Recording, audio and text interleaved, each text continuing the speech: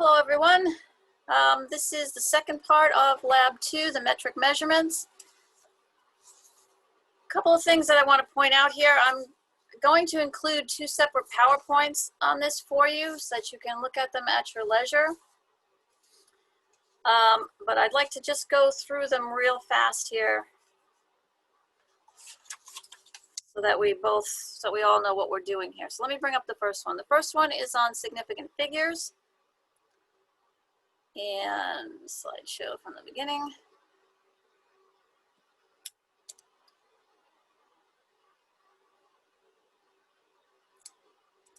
So when we're making measurements in the lab, we worry about precision and we worry about accuracy. Accuracy refers to the agreement of a particular value with the true value.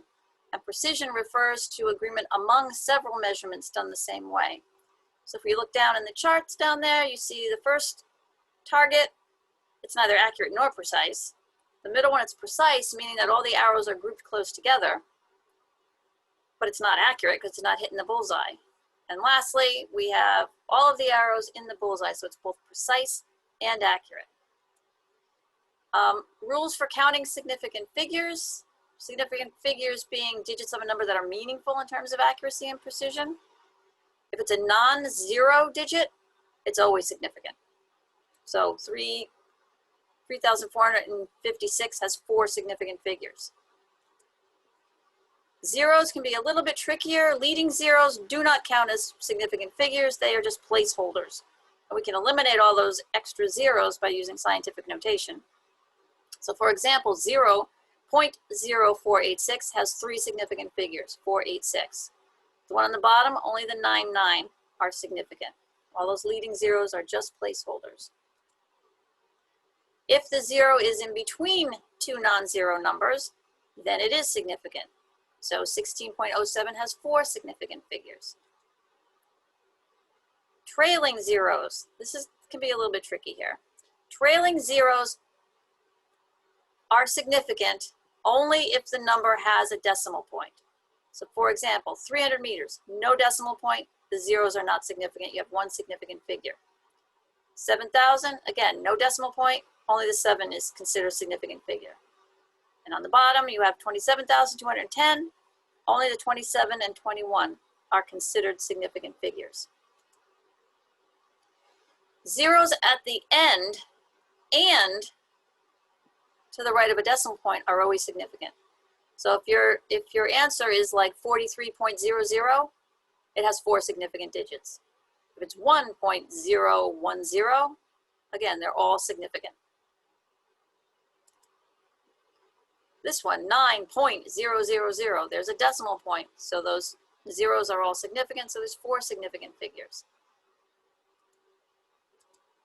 Again, you can run through these at your leisure here. 1.0071 meters, how many significant figures? 5, they're all significant, okay, because there's a decimal point, so all the ones to the right are significant. 17.10 kilograms, again, 4. 100,890 has 5. That last 0 is not significant. There's no decimal point. 3.29 times 10 to the third. Again, 3 significant digits. 0.0054. Only the 5 and 4 are significant.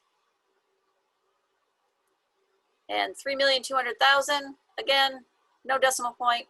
Only the 3 and the 2 are significant figures.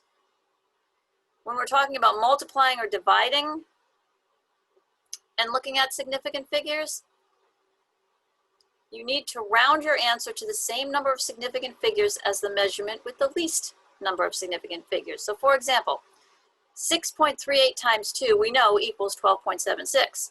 But we're going to round that, and we're going to round it to 2 significant figures because the 2.0 has the least number of significant figures, which is 2. So we would round that, but we'd round it to 13. If you're adding or subtracting, you need to round your answer to the nearest number of decimal places, not digits. So 6.8 plus 11.934 equals, I think we can all do that, 18.734, but I want to round that, and I want to round it to the proper number of significant figures. To do that, I look at decimal places, My least number of decimal places is 6.8 is 1. So I'm going to round it, but I'm going to round it to 1 decimal place, which is 18.7. Okay, so I'm going to share that. I will share that PowerPoint with you separately so you can look at it without me yakking around in the background. I have a second one that I want to go over. And again, I will also share this one separately. And this one is on unit conversions. So the first thing you need to know is this mnemonic. King Hector died by drinking chocolate milk, ... maybe. And what that gives you is it ranks the prefixes from large to small. So if we fill in the table, and I think this, you should fill this in your lab too so you have it.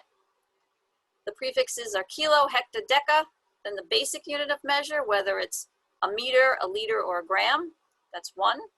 And then we go to deci, which is 10, centi, 100, milli, 1,000, micro, a million. Okay? So you need to know those. So you want to make sure you remember that mnemonic. And then a physical quantity, when we're in the lab, it has a number and a unit. For example, 1 foot, we know is 12 inches, right? I can write it 1 foot, there's 12 inches equals 1, or 12 inches over 1 foot, it still equals 1. So those are my 2 different unit conversions. 1 foot over 12 inches or 12 inches over 1 foot. So if I ask you 3 feet is how many inches, what I want to do is I want to convert feet to inches. So I need to get rid of the unit of feet. So I'm going to always have the one I want to get rid of in the denominator, in the bottom. So now if I multiply 3 feet by 12 inches to 1 foot, feet goes out and I get 36 inches. So then how many centimeters are in 1.32 meters? Well, we know that 1 meter is 100 centimeters. We know that from that chart we did. So I have 2 different ways I can write that. I can write 1 meter is equal to 100 centimeters, or 100 centimeters, 1 meter. So which one do I use? Well, I'm trying to go from meters to centimeters, right? I want to know how many centimeters. So it means I have to get rid of meters. So meters would have to be in the denominator, which means I would have to use that conversion factor. That way meters goes out and my answer ends up being in centimeters. Okay? Again, same thing here. I want to go from meters. This time I'm going from centimeters to meters. So I want centimeters to cancel out, which means I need to have centimeters in the denominator. So I'd use that conversion factor, and that would give me my answer in meters. Okay, again, take your time and go through that. But when you are doing in the lab, it asks you to try a bunch of unit conversions. I think there's 10 of them. You need to write those out, just the way we did the problems in there. I don't want just an answer. I have to see your work because Dr. Johnson's going to require you to show your work. Okay? The other thing in this lab is temperature conversions, going from Fahrenheit to centigrade or centigrade to Fahrenheit. Again, you're going to need to do that. So you need to know what those formulas are. You need to know how to convert centimeters, centigrade to Fahrenheit. Okay? And again, show your work. There's a little table in the lab that asks you to convert room temperature and normal body temperature in Fahrenheit to centigrade. Show me how you did that. So write out the formula and show me. Okay? And then you can just send all of that stuff back to me and we'll go over it. And again, I hope to see you in one of our sessions this week. And keep an eye out for these recordings and your PowerPoints. Okay? See you next time.